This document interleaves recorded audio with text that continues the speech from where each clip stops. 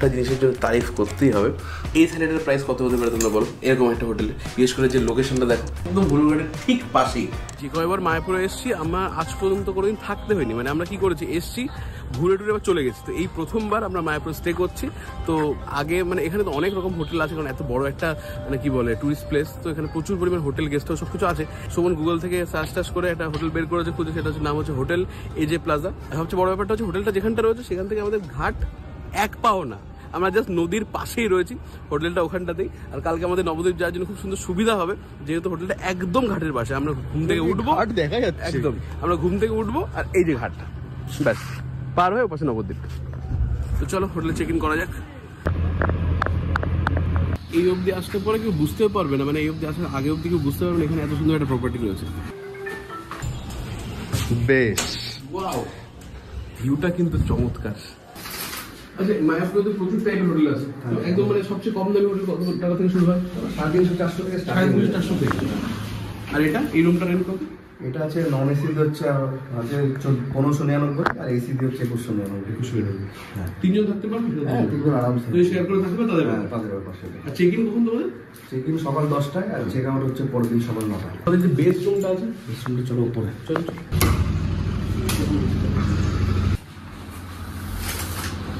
হ্যাঁ, এটা ভিউটা বেটার আছে। আমি এই ভিউটা দেখছি, প্রচন্ড কিনে পেয়েছি। মানে অর্ডার দিলে এখন কতক্ষণের মধ্যে পাওয়া যাবে? দুপুরেরটা পেয়ে যাবে 10-15 মিনিটের মধ্যে। রাতেরটা তোমাদের 6টার মধ্যে দেবে। ঠিক আছে। এই ঘরের মধ্যে একটা জিনিসই মিসিং, সেটা হচ্ছে ব্যাগপত্র, জামা কাপড়, আলমারি কভার। হ্যাঁ, আলমারি কভার যেটা বলে।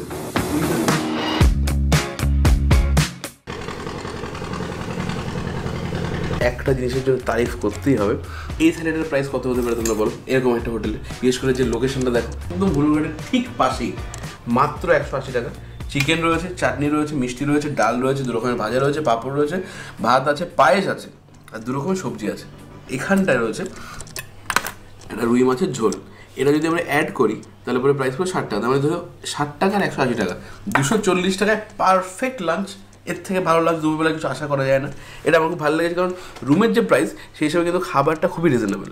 প্রথমে চিকেন, ডাল টাল আর খাবো না, মানে খাবো পরে খাবো। চিকেনটা কি নিরামিষ?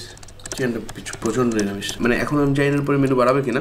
মেনুটা খুবই সিম্পল দেখলাম, 2 রকম 3 রকম থালি রয়েছে, ভেজ থালি, চিকেন থালি, ফিশ থালি, ব্যাস। আর ওদিকে চা, কফি, ম্যাগি, সিম্পল মেনু।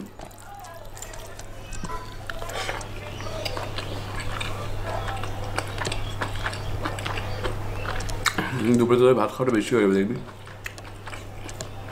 সুন্দর চিকেনের ঝোল, খুবই সুন্দর চিকেনের ঝোল। বিশেষ করে আমি ভাবলাম একটুখানি দেখিয়ে তারপরে মাছের ঝোল ট্রাই করবো, আমি পারলাম না, একটু খেতে হবে চিকেনের ঝোলটা দিয়ে। এই সবজিটা দেখে আমার খেতে ইচ্ছে করছে, কারণ এরকম সবজি আমি আগে খাইনি।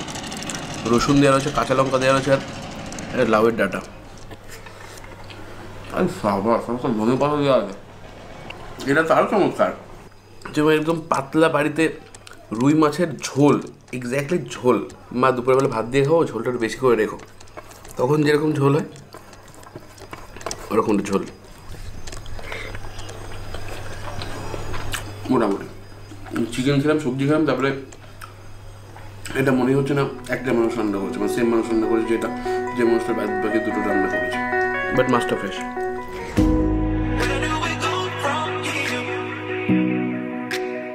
আমরা 5 বছর আগে আজ থেকে নবদ্বীপে এসেছিলাম, সেখানে 3টে এপিসোড করেছি। 3টে এপিসোড তোমাদের খুব পছন্দ হয়েছিল। তার মধ্যে লাল দই তো সবসময় মনে, মুখে, জিভে সব জায়গায় এখন লেগে রয়েছে।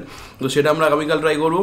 তো আজকে রাত্রেবেলা আমরা ডিনার করবো হচ্ছে ইসকনে কথা হবে না, ওখানে একটু তোমাদের কাটাই রয়েছে, তো সেটা তোমরা এপিসোড দেখতে পারবে। আর আমার ইচ্ছা আছে, শোভন তো জানতো না, যে রানা প্রভু আছে ভেজ বিরিয়ানি, ওটা ট্রাই করার। তো ততক্ষণের জন্য stay tuned, ride and bite, tata, bye guys, see you guys very soon.